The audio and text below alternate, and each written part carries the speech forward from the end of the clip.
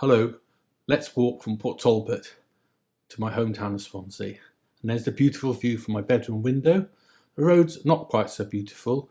You can cycle as well. In my youth, when working on the M4 Port Talbot, I went by motorbike or hitched. And it wasn't a very pretty journey. You'd go past the Carbon Black Works and the Ford Works and BP Baglan Bay here. But you can see there's a sweep of beach there going back to Swansea, so that's what we're going to walk along. So this first section, we're going to go from the River Afan, and here's Michael Griffiths, and he's looking out east over the steelworks. And the steelworks is really the last vestige of the South Wales industrial belt. It went all the way past Llanelli due to South Wales coal, sadly gone now. And you can see the beach, and if you look east on the beach, it looks truly horrible. And if you look west on the beach, well, you're looking over towards the Gow. Isn't that nice? And then we get to the next beach, the great big sweep of Aberafan Bay.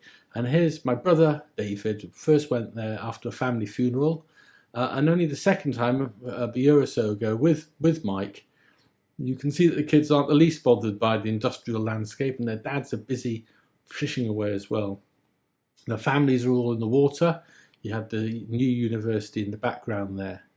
And then there's a very nice promenade with all sorts of interesting things and ice creams and what have you. And you can see that the families loved it. My mum would have come down here in the 1920s from my Stag. Would have been an easy journey.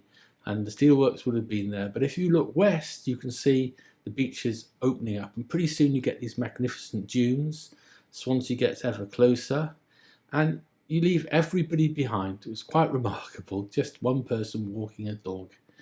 So you can see the mouth of the river there, marked out by that boy. And we're looking for the river. We can't find it. We think it might be behind those stones. And yes, it was. And it was a big river. We were thinking of paddling across, but there was absolutely no way we could do that. So that was the end of that walk. Now then, River Neath to Swansea Docks. And first tried to do this about 5 or 10 years ago with my brother David. And we cycled off behind the Amazon works, and we got to the river, or as close to the river as we could get. And just couldn't get there. It was just bog and marsh and bracken. So we kind of skirted around and eventually found the beach. When we got to the beach, we were the only people there, just this vast expanse of beach, a few little kind of industrial relics. But we could see the big seawall, which is how they made the Queen's Dock at Swansea. So it was very exciting. We clambered up. We'd seen a gap in the walls. We wanted to know what these mighty docks looked like. Swansea Docks, copper coming from Chile. Swansea had a half of the world's copper. And you know what?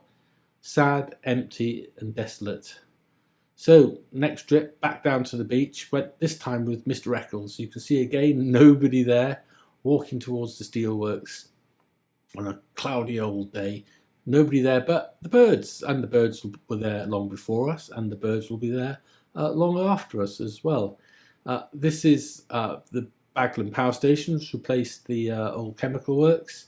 You can look up to the river, Neath, and Mel came down, and I like this kind of juxtaposition of the kind of the river, the beach, the birds, the industry. It's kind of quite a unique landscape, and some of the cranes in particular look as though they're straight out of Star Wars. This is the mouth of the river Neath here, and this is Port Talbot Docks. Weather can change in seconds. Here's Mel in the sunshine. You've got the dunes back again, which is really, really nice. And if they ever do build the Swansea Tidal Lagoon, huge wall, small amount of water, it'll probably start round about here and go halfway to the Mumbles. Now, the reason we can now get down here is that BP very kindly gave their old site where they had their oil tanks to the university at Swansea. And Swansea set off to build a second campus with loads of engineering and business facilities, a great hall, and lots and lots of accommodation.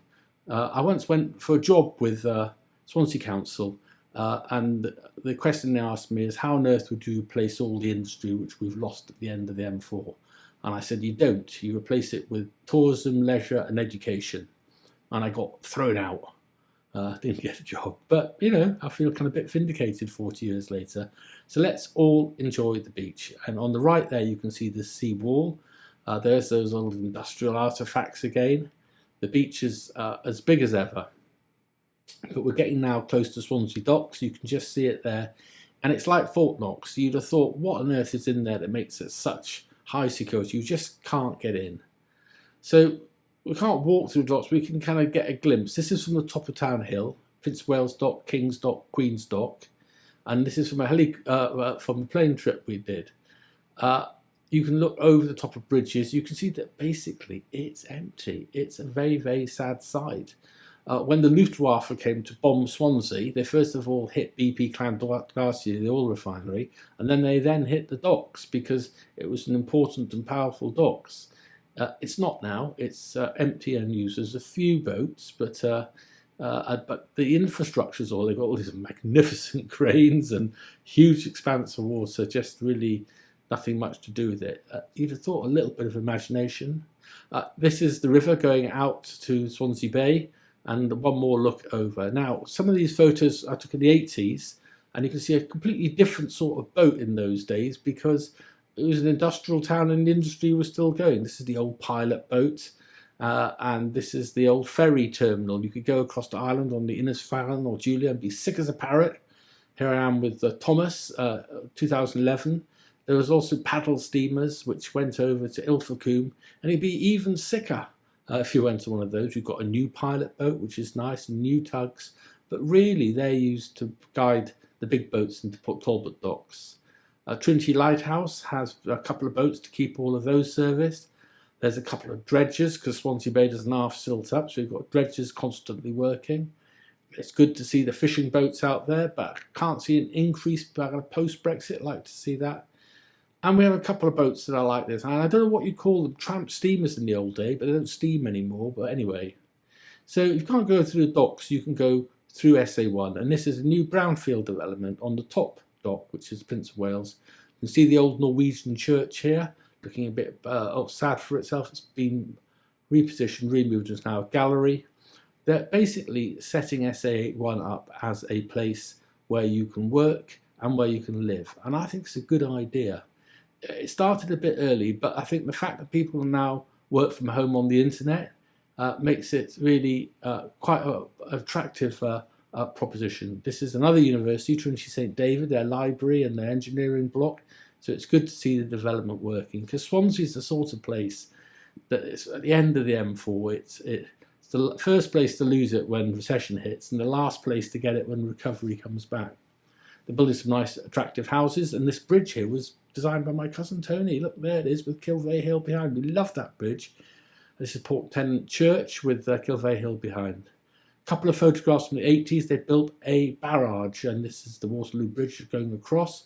You see the tide goes up and down, I think, 40 feet. This is the salmon leap. What it means is that the river is permanently high tide rather than just being an ugly old marsh. And you can see that the kind of cityscape or riverscape is starting to look attractive. Talking about attractive, that's me. And I've got my back to the ice house. As you can see, it's all kind of sad post-industrial wasteland. But you know what? Fair play to Swansea Council. They've done it all up. You can see the ice house. I think that's the Q shed behind it. And combination of old and new is looking very good. They built the sail bridge to connect the east and west sides. And if you go up the river, there's an old footpath which used to be a railway track, and Griff's dad used to drive trains on it. This is Swansea City, Liberty Stadium, Leonel Church, and we had 7 glorious seasons in the Premiership.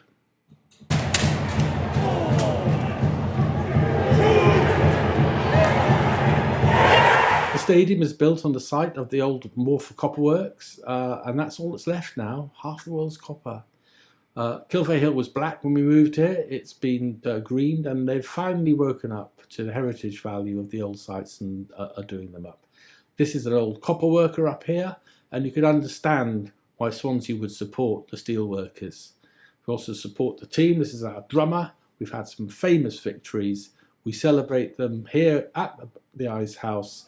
The Jacks are staying up, and now you're going to believe us, and now you're going to believe us, and now you're going to believe us. The Jacks are staying up. Yay!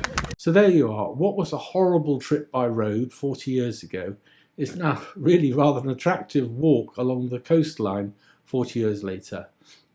And leave you with a shot of Mr. Michael Griffiths. Thank you. Bye-bye. Bye-bye.